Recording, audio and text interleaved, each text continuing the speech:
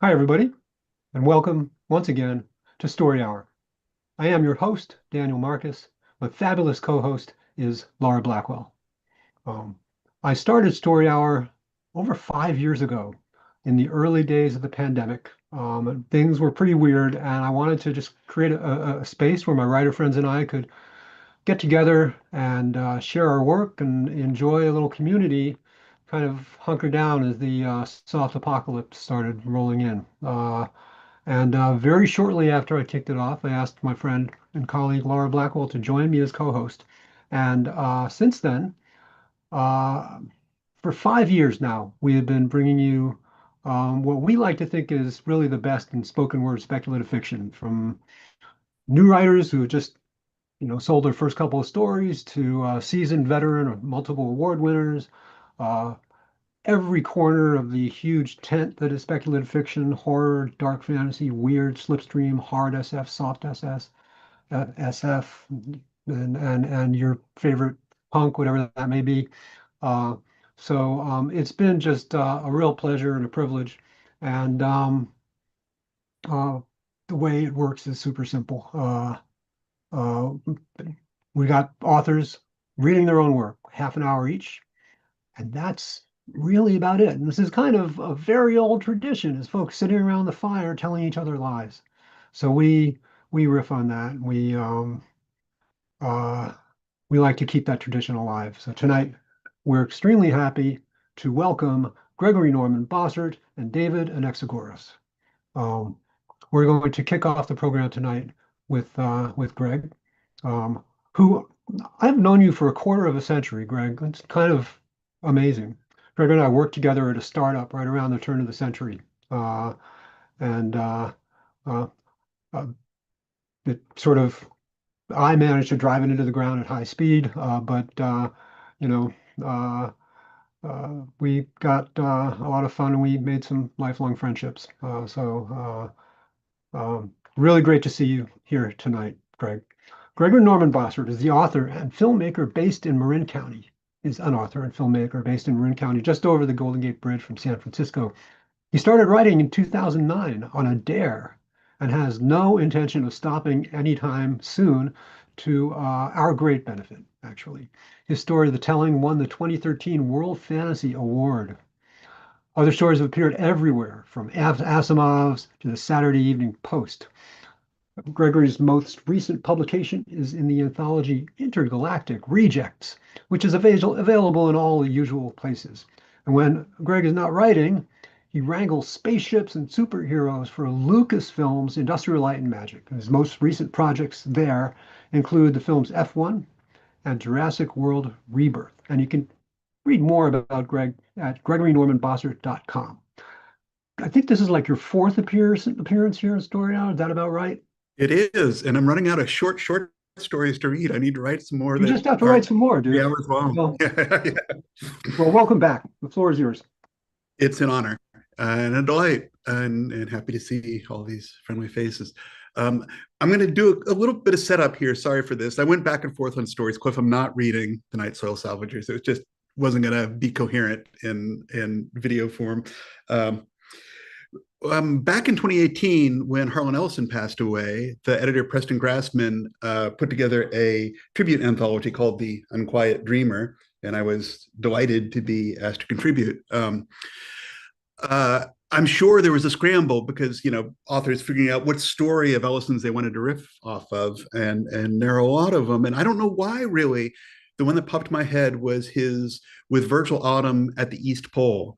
Um, it did win the Locus Award for Best Short Story, but it was kind of an obscure book. It was in the book called Medea, Harlan's World, and that itself came from a 10-week seminar at UCLA where a bunch of science fiction writers, kind of hard and soft, all got together to create a shared world, literally a shared world, a shared alien world. Uh, and just I was expecting people to know that context if they picked up that book. A couple of things you should know: the aliens, given the people involved in creating this world, it's not surprising. The aliens are called fucks. Now that's F-U-X, like fox, but they're called fucks. You'll hear me use that word. Don't panic. The fuckses are really kind of look like foxes, but they have multiple pairs of legs. And as they grow, they lose pairs of legs and change gender. So kind of interesting. The other thing you should know about this world that comes up in the story is that the planet's tidally locked. So one side is always way too hot, one side's always way too cold. And the habitable range is this little ring around the edges. It's where the human colonists and the natives are. Um, uh, Ellison's story is kind of a examination of outsider art, and he was very inspired by the Watts Towers in LA, which were developed by Sabato Roja. And, just somebody with no training decided to build these giant towers in LA. It's also a story of redemption and regret and responsibility and legacy.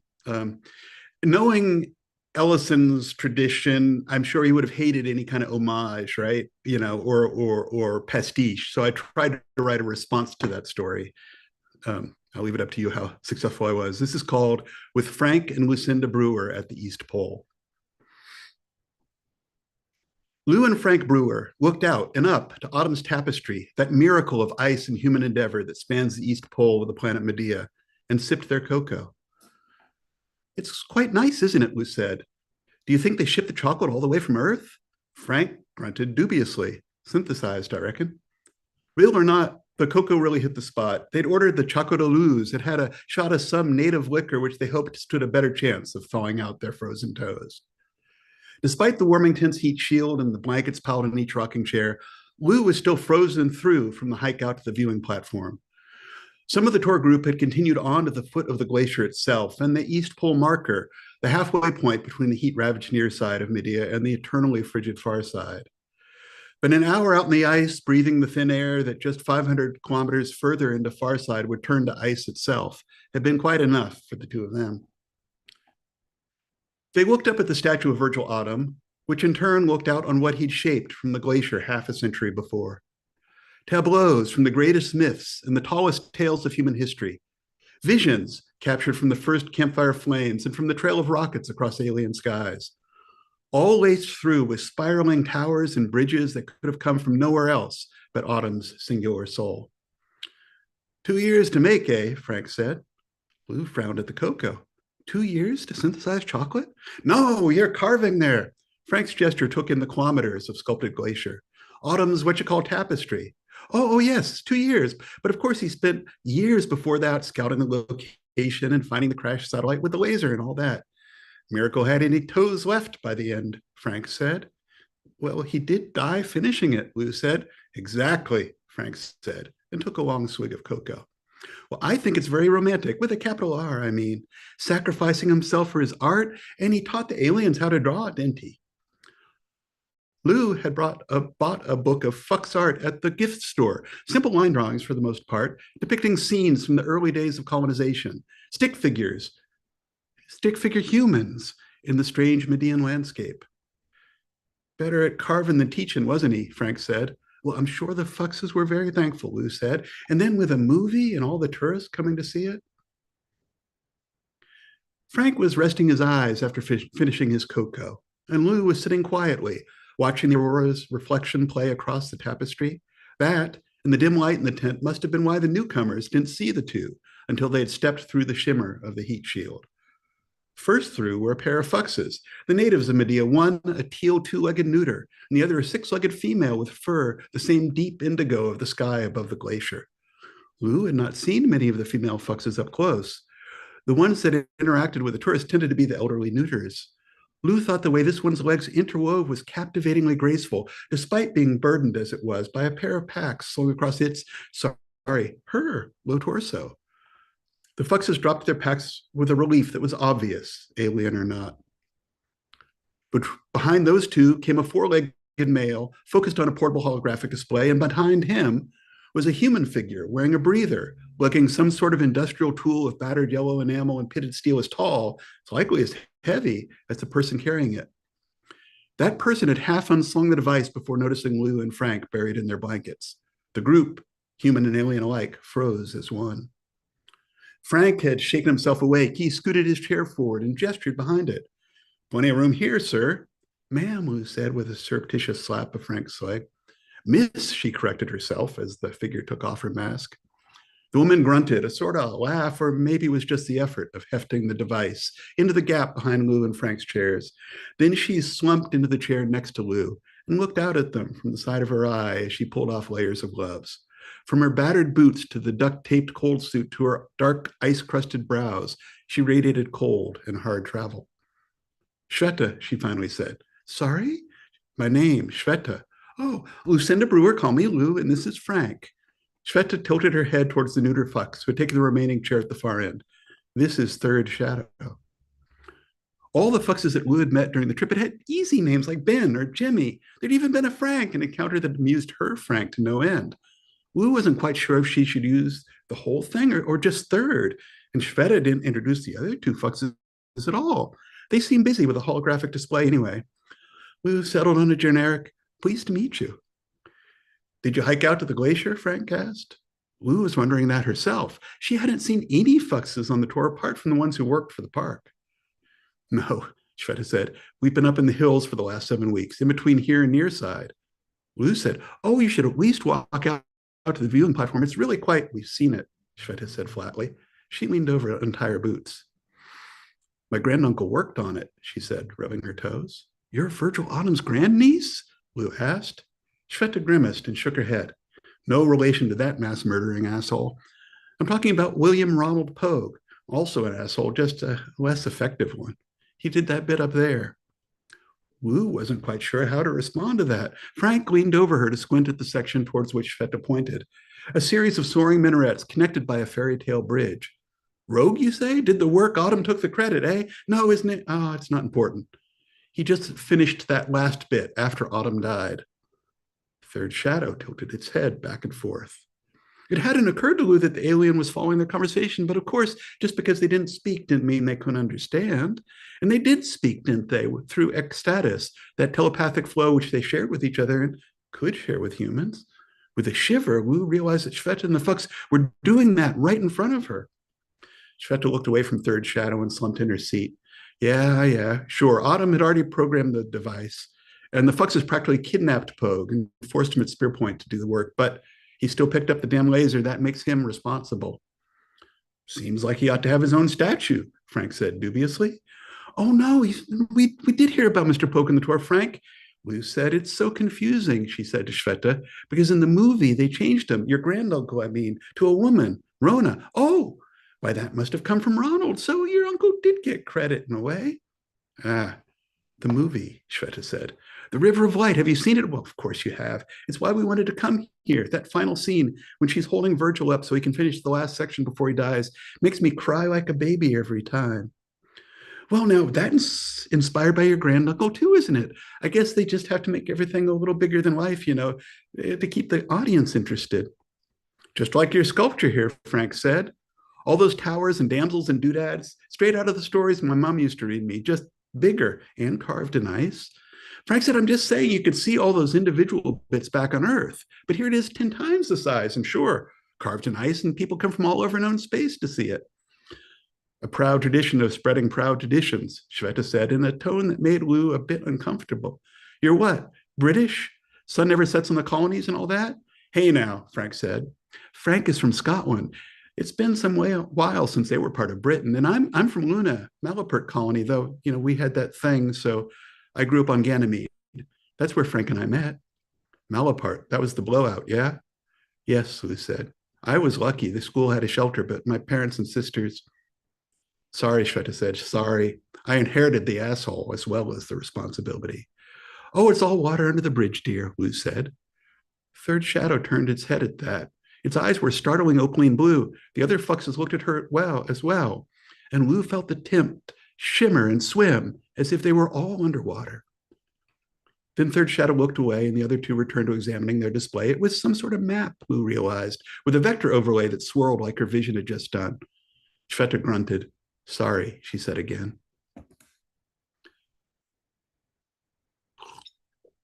A pause in the conversation then as they looked out.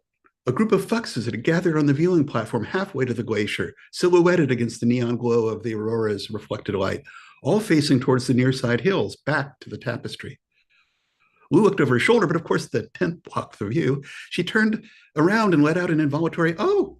A fox had stuck its head through the heat shield, a neuter in the uniform of the park rangers. It stared from one end of the odd group in the warming tent to the other, finally focusing on Third Shadow. The two foxes locked in ecstasis for a moment, and then the newcomer pulled back out of the tent and away. Third Shadow looked at Shveta, who shrugged. They were going to figure it out soon enough, she said. Do you work with them? Frank said. For the park, I mean. Shveta snorted again.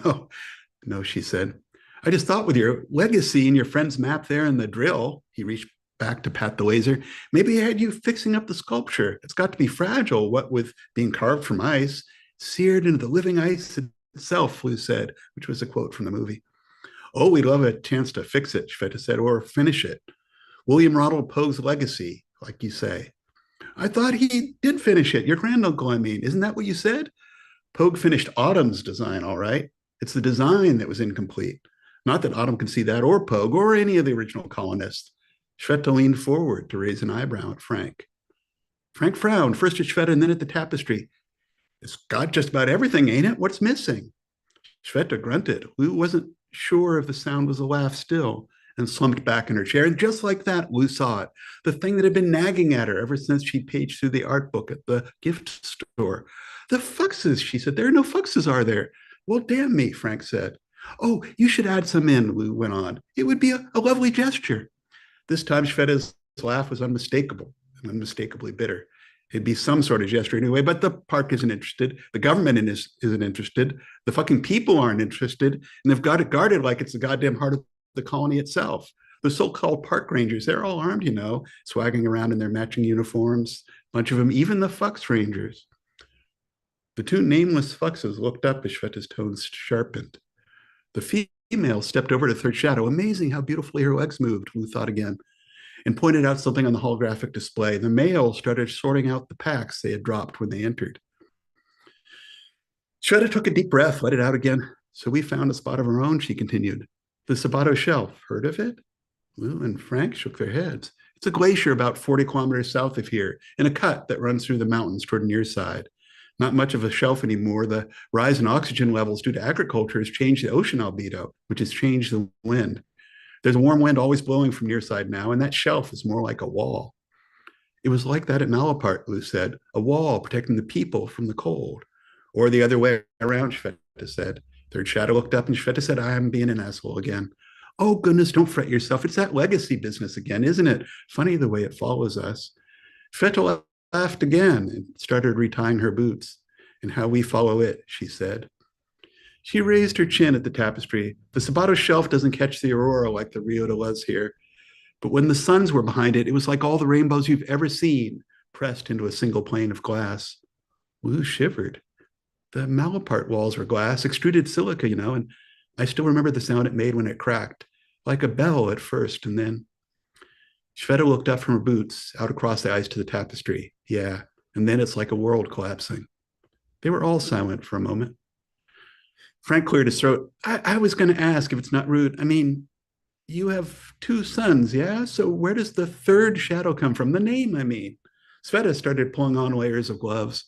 It's not his real name, of course, just something for humans to use, a nom de guerre, you could say. And as for the shadow, well, the Fux got up and came around Shveta to stand right in front of Lou and Frank. Up close, its eyes were even more like opals, cobalt veins like fissures whose depths were impossible to map. It reached past them to touch the laser. That thing makes a hell of a light, Shveta said. Third Shadow straightened so quickly that both Lou and Frank flinched. And seconds later, the Fux in the park ranger uniforms stepped through the heat shield, followed by a larger male and a human ranger. Shveta stood up. The female Fux carefully put away the holographic display and moved to Shveta's side. The human ranger, woman twice Lou's size and all of it muscle, glowered at Third Shadow for a moment, as if trying to place him. Then she turned face to face with Shveta. We've got some serious penalties for vandalism on public land, she said, right up there with terrorism. You're too late, Shveta said. Odom kicked it 60 years ago. The ranger bared her teeth in a sort of smile and tilted her head towards the laser wedged behind Frank and Lou's chairs. We've had reports of someone up in the hills with a drill and explosives. Just bringing something like that into the park itself is enough to get you taken in for questioning. Third Shadow had slowly drifted sideways as if to flank the human ranger. The uniformed fucks had just as slowly turned to counter that move. The big male was blocking the tense exit on the far side, where Shveta's other companions stood over their packs. It's mine, Frank said. Lou, Shveta, and the rangers all turned to stare at him with identical open-mouthed expressions. Frank looked a bit startled himself. The laser, it's mine. It is? The question squeaked out of Lou's mouth before she realized what Frank was doing. She clapped her hand over her mouth and then, fearing that would add to the ranger's suspicions, turned the action into a not very convincing cough. I bought it while you were in the ladies' room, Frank said to her, from a gentleman in a blue parka. Looking rather pleased with that detail, he went on, it doesn't work, of course. That's why the numpty wanted to get rid of it cheap. Frank patted the corroded barrel of the drill. I thought it would make a nice souvenir. We can hang it over the mantle. Lou blinked a few times and said, yes, that would be lovely. After all, your tapestry here is a testament to what a man can do with a laser, ain't it? Frank said to the ranger. The ranger retreated to the reassurance of the historical record. Actually, Virgil Autumn used an orbital grade device salvaged from a downed power satellite, icebergs, hologram projector. Yes, we enjoyed the tour. This looks much more like the laser in the movie, Lou said brightly. The human ranger let out a long, sibilant hiss. Tourist, Shveta said, what would we do without him? I didn't know it caused such a fuss, Frank said. I'll get it straight out of here. I spent 70 years in shipping, based in Ganymede. Well, I bet some of the stuff you have in your store there came. Right, the human ranger said, still looking at Shveta. We're not fond of trespassers either. This tent is for customers of the snack bar. If you're done here, I suggest you move along, all of you, she said with a grimace for Lou and Frank. She stomped out of the tent, followed by the big male. The uniformed fuck stayed a moment longer. Whatever passed between it and Third Shadow made its shoulders rise and then slumped down again before turning to leave. Shveta turned to Frank, eyebrows raised again. Frank shrugged. Lou thought he might be blushing, though that could have been the chill left by the ranger's exit. Just seemed like you have more of a reason to be here than she does, or any of these daubers, us included, eh? And the Fuxes most of all, Lou said. After all, they were here first. Shveta shook her head and picked up the breather. Before autumn, the Fuxes never came this deep into Farside. It's just too damn cold. She flipped the switch on the breather, then paused a second. We're headed up the mountain to the Vista Point. You're welcome to join us if you want. It's going to be quite a view. Oh, the last gondola left hours ago, Lou said. Shveta shrugged. We're walking, she said. Frank laughed and shook his head. I'd freeze right through before I made it to the start of the trail. She said, it's the bus back to the hotel for us. Suit yourself, Shveta said. But don't forget the drill, Frank said. I'm done with it, Shveta said. And anyway, it's yours, remember? Just imagine the stories you tell with it hanging there over the mantle. She grinned with real humor and fit the breather over her head. Well, Frank said. Oh, goodness, that reminds me. I can't believe I almost forgot to ask, Lou said. Shveta, dear, what did you make? Shveta's brows furrowed over her breather. Lou put her hand on the laser. At the Sabato shelf, I mean. Shveta lowered her mask and said, what did we make at the Sabato shelf? She grunted her laugh. One last time, the Fuxes all stopped and turned as one. Nothing, she said. We made nothing. Oh, now I'm sure it's lovely, Lou said. Should we go see it? But Shveta had already fitted her breather back on and turned away. The two younger Fuxes followed out of the tent, lugging the packs. Third Shadow looked up at Lou, and for a moment, she felt a sort of doubling, as if over the tent and the heat shield and the viewing platform and the tapestry and Shveta and Frank and herself, there was a layer of something else. Struggling to describe it later, all she could say, it wasn't any of those things that were there now. Lou and Frank took a few minutes to bundle themselves back into their layers of hats and mittens, and another minute tugging at the laser before they decided to ask the bus driver to have it shipped to the hotel. The heat shield fizzled across their faces as they stepped out of the tent, and past that, the sharp slap of the cold, though that blow seemed less fearsome than Lou remembered. Underneath the aurora, Autumn's tapestry glimmered in technicolor glory. Lou took a couple of steps, captivated, and slipped. She clutched Frank's arm. The little crowd of Fuxes on the viewing platform had been joined by several of the human park rangers. The group faced back towards the near side, some looking up, others in urgent conversation. Frank turned to follow their gaze, raised his chin, and inhaled. Now that's an improvement, he said. Lou was testing the ice with the toe of her boot. It had grown slick while they'd sat in the tent. The surface gleamed, mirroring Frank and her against the alien sky. An icicle had fallen from the front of the tent and shattered. The fragments caught the glow and threw it out again in fantastic arcs of light, like shards of the tapestry itself. What's that, dear? She said. The air. Much better, eh? Lou looked up. A low, heavy mist was rolling down out of the hills. Off to her right, she could see Shveta and her companions already climbing the trail to the vista point, backs turned to the tapestry. Lou tucked the fluttering curl behind her ear and faced into the steadily warming wind. Thank you.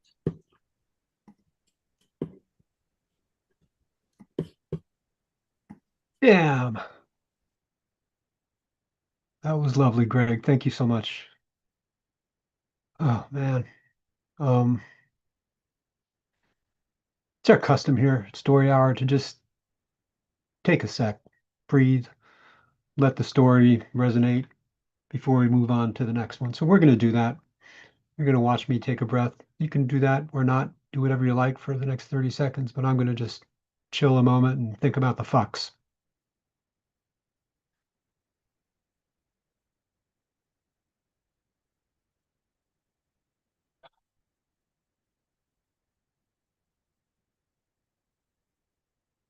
Gregory Norman Bossert, everyone. Thanks again, Greg.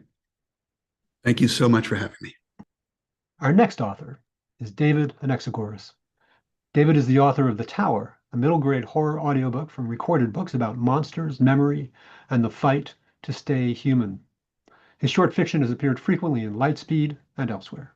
He created and co-executive produced Gordimer Gibbon's Life on Normal Street, Amazon Prime Video's award-winning coming-of-age series where ordinary streets hide extraordinary secrets. A disabled writer and reluctant Texan, David writes full-time and is fueled by cold brew coffee, 80s vinyl, and a healthy disregard for the impossible. David, welcome. The floor is Well, thank you. Thanks for having me. a pleasure. I've got a trio of stories for you, flash fiction. Uh, the first is called Three Birds That Came Out of Grayson Huff and a Bunch More That Fell from the Sky. It's about three birds that came out of Grayson Huff and a bunch more that fell from the sky. Uh, Content note, a little bit of blood, some dead birds, and brief mentions of sexual content is related to teenage boys. Uh, there we go. I was on the school bus when the second bird came out. The bus struggled up Tribuco Hill Road, gears ground. This was the part every day when we all joked about getting out to push. Another year and I'd have my driver's license, and then no more bus. Were you hiding that under your shirt? Isabella Steinberg gasped. She sat next to me every morning now. When I got my license, I'd missed that. Everyone knew she wanted to kiss me. She always smelled like Fruit Loops in the morning and always wore the same cream-colored button-up sweater. I liked Fruit Loops. I liked cream-colored button-up sweaters. The bird in question was a wren, small, round, very plump, but insubstantial, a tiny puff weighing nothing. There had been a momentary sharp pain in my belly button and then gone. I lifted my t-shirt and the wren hopped into my hand and rich red blood pooled in the cup of my navel, then trickled over, making a thin red trail to my waistband. The wren skipped to the top button of my jeans and dipped its beak in my blood. Ew, vampire bird, Isa noted. Stop that, I said to the wren. I inspected my navel. It seemed fine. Aside from the blood, you couldn't tell a bird had just pushed through. I snatched up the wren and wiped at the blood, and it just kind of smeared around on my pale belly, turning it pink. You're such a mess, Grayson Huff, Isa scolded. I have birds coming out of me. She was about to say something else, but I shushed her because the wren was talking. Its little black eyes were wet and somber, and when it spoke, a deep voice drove slowly but inexorably through my head, like the wedge of a gas-powered log splitter. It's the end, it said. This is the end. It collapsed in my hand and died. The bus engine revved. The seat vibrated, and it was giving me a violent erection. It was very uncomfortable, and I moved my backpack on top of my lap to hide it. But I was sure everyone knew, especially Isa. So that was Monday. I should tell you about the first bird that came out on Sunday. Cardinal. Not a red cardinal. Those are males. They're very, very red. You don't know what red is until you've seen a male cardinal. Everything else that pretends to be red is ashamed to be seen next to them. This was a lady cardinal, and very beautiful in her own right, with sort of silvery brown feathers and touches of red. I think she came out of my mouth. The lady cardinal was on my pillow and sipping my drool when I woke up from a dream about choking on feathers, which moments before had been a dream about Isa. The lady cardinal hopped around on my pillowcase, the one I refused to let go of because it had been on my grandmother's bed and was old and soft and had a design of intertwining vines and flowers. I thought maybe I was still dreaming when the bird started talking, not with her mouth, just words in my head, a deep voice plowing into my brain. Everyone shall die, she said. And then to prove the point, she died. I panicked and felt weird and ashamed for some reason, so I wrapped her in Grandma's pillowcase and gave her a quick and unceremonious burial in the flower bed in front of our apartment. I'm not going to tell you where the third bird came out of. I was having some alone time before school. Let's just say it was a very tiny hole and it was a very big blue jay, and I was very surprised. All the blue jay said was doom, doom, doom over and over again in its squawking voice. You'd think a bird with a whimsical name like blue jay would sound prettier, but it's basically a blue crow. And then it stuck its tiny bird tongue in my fluids and died. I decided to walk to school because I didn't want to sit next to Isa because she would she would know another bird came out of me just by looking at me. I didn't want to think about things that came out of me right then, but I really wanted to be with Isa. I decided I was going to kiss her today. Maybe I would like it. Maybe I would drop dead like the bird suggested. The whole day I worried she wouldn't be there. I thought maybe I was making a fool of myself. But when I arrived behind the library, a secluded space with an old bench and a puddle that never completely dries up, she was there. This was my first kiss. I mean, I'd kissed a girl before, in the deep end of the pool once in third grade, but that was more of a little kid dare. A quick peck on the lips pressed hard together, cold under the water. It didn't count as my first kiss. After that kiss, I was still a child. But this one, I knew everything would change. It felt big. I took her by the shoulders, and we didn't so much pucker up as open our mouths and dive in, awkward, wet. She whimpered into my mouth. I felt her tongue poking around. It was a little weird. She tasted like Fruit Loops. I opened my eyes. Birds fell from the sky, dozens and dozens, limp as discarded socks. They thumped softly into the grass, splashed into the everlasting puddle, pattered on the library roof. I kept kissing Isa. Somebody far away shouted, "What's happening?" Even further, a scream. Isa opened her eyes and looked around, confused by the dead birds surrounding us, each a memory of innocence. I pulled her back close. She smiled, and I kissed her again, and the birds kept falling.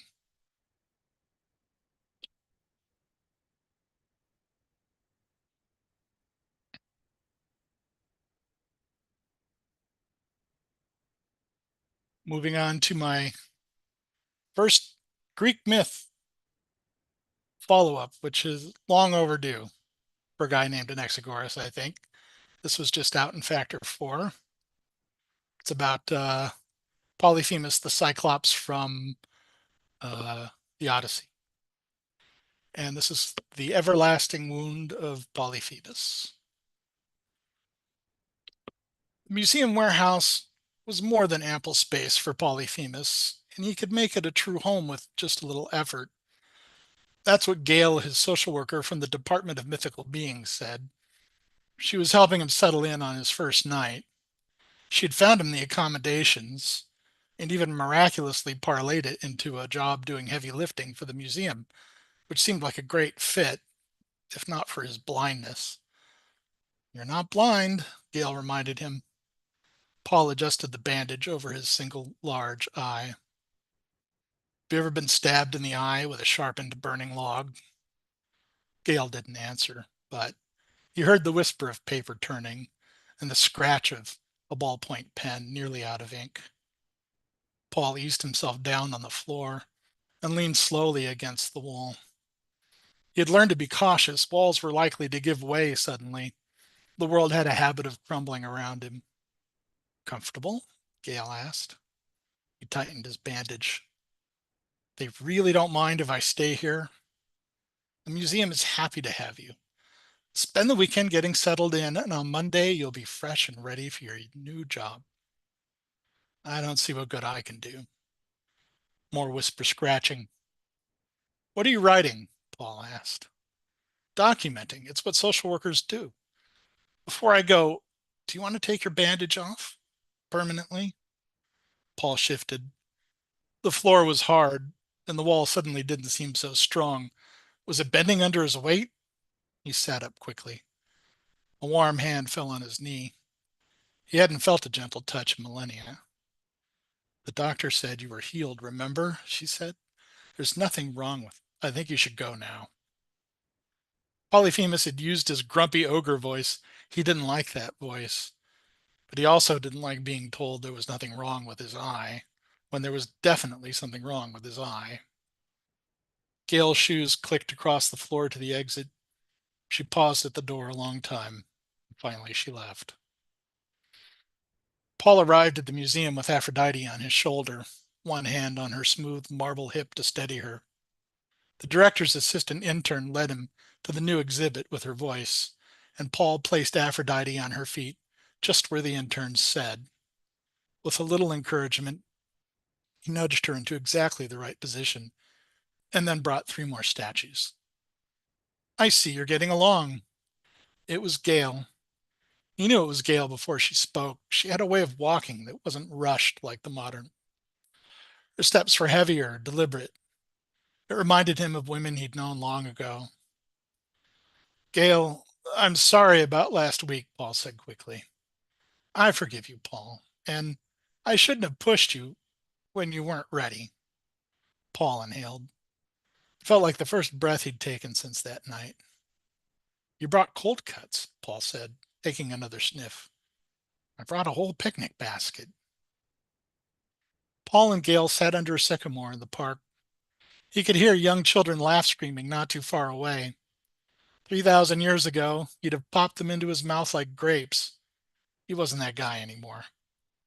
They ate in silence for a bit, and then Paul asked, Why are you so nice to me? It's my job to take care of mythical beings.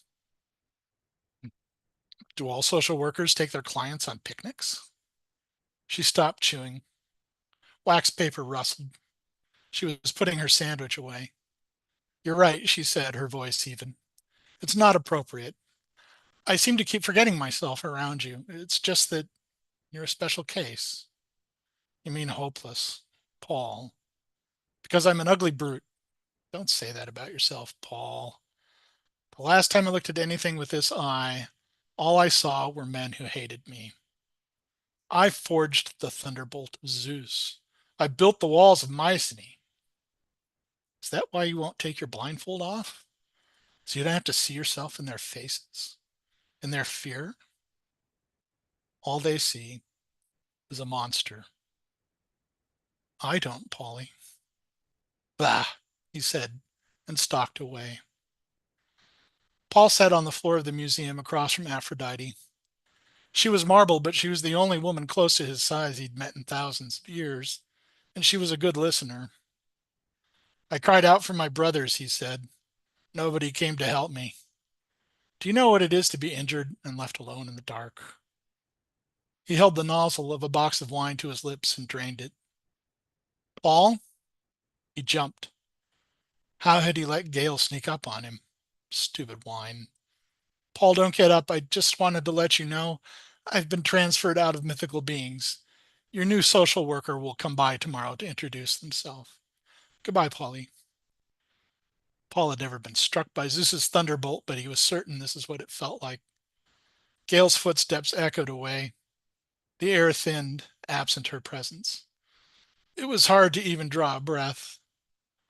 Paul stumbled after Gale on his oafish legs. She was in the parking lot before he caught up to her. Gale, Damn it, Paulie, look at me. I want to be seen, don't you? Before he lost his nerve, he pulled his bandage away from his face. Polyphemus opened his eye. The world was a smear. He fought not to close his eye again. It watered, but he kept it open. Gale's hands took his. His vision shimmered. The smear became a blur, and the blur became a haze. His breath quickened. Why did I wait so long? Finally, the haze lifted. What he found, sharp and clear, was love staring back at him with one large, beautiful brown eye. The eye blinked, and Gale smiled. Trembling, joyful, Polyphemus said, I see you.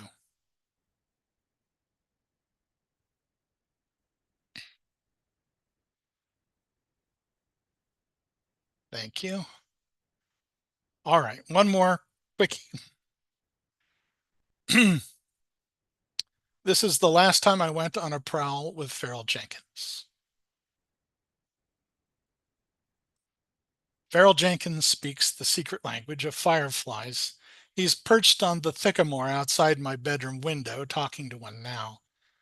You probably want to know what a sycamore is. A sycamore is that thick branch of a sycamore tree that swoops by the window next to my tiny desk, which had once been my mom's vanity. There's still a nearly empty tube of Fizz Cosmetics moisturizing grape crush lipstick rolling around in the back of one of the drawers. I've never been tempted to try it. Anyway, Dad came up with a sycamore thing, and now we're stuck with it. Farrell holds his hands cupped under his mouth, and flashes of green reflect on his pale chin. That's how I know he's holding a firefly. I'm trying to get my history paper done, the one I was supposed to be working on all week, but didn't start until last night. It's hard to ignore a boy on a sycamore mumbling to a bug outside your window. I very nearly typed my name on the title page when Farrell laughed, and I looked up because I thought I had amused him somehow. But he was sharing some private joke with the firefly. It floated out of his hands and drifted away. Oh, bye, Farrell said, and stood and stretched. Probably you're wondering what Farrell looks like for some reason. He's thin and tall for his age and oddly graceful, which he has no right to be. His thick black hair is fun to put your fingers in. You should probably forget I said that. He has one bluish green eye and one greenish blue eye. There's a technical name for that, but I can never remember what it's called. Rumor has it he was raised by cats. What are you doing, Autumn? I'm trying to do my homework. I turned my chair slightly away from the window. I'm going on a prowl. Come with me. I wasn't in the mood to go on one of Farrell's prowls, but I also wasn't in the mood to work on this paper anymore. Farrell would wear me down eventually anyways. I'll meet you downstairs, I sighed, and reached up to close the window. It's not a proper prowl unless you leave by the window, he said.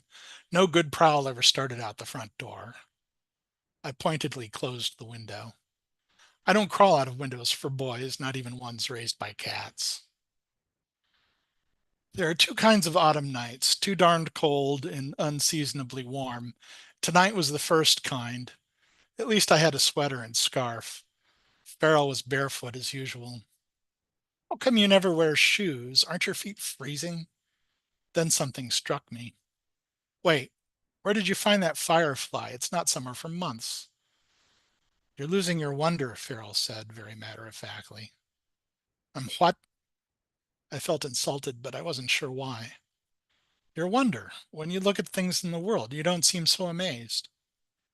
You've got enough wonder for both of us. We have to take a shortcut. I want to show you something, he said. And so we prowled. Across a back alley where an old lady sold cabbages that had faces. Down in the gorge where carnivorous plants uprooted themselves but kept their distance at Farrell's hiss. Past the orchard where some of Farrell's cat brothers frolicked and chased after tiny glowing sprites stealing bites of apples. And through the dry cistern where the eggs of an ancient lake monster waited patiently for the water's return. We emerged into the damp, salty air. We should be getting back. I was tired and had second thoughts about turning in my paper late. Just up, just up here, Farrell said, and led on.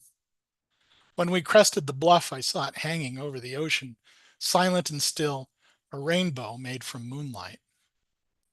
Oh, I felt electric. Wow. Farrell beamed. You won't forget it, will you, Autumn? Are you kidding?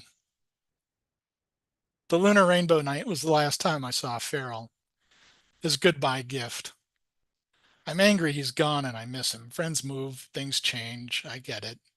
Doesn't mean I'm okay with it. Tonight the air is cold and dry and my lips are getting chapped, so yes, I'm wearing Grape Crush lipstick. I feel a little silly, but it doesn't look terrible. I'm sorry to say, however, that it doesn't taste anything like grape soda. Anyway, I should be doing my homework, but I'm not. I'm sitting out here on the sycamore. I'm waiting for fireflies.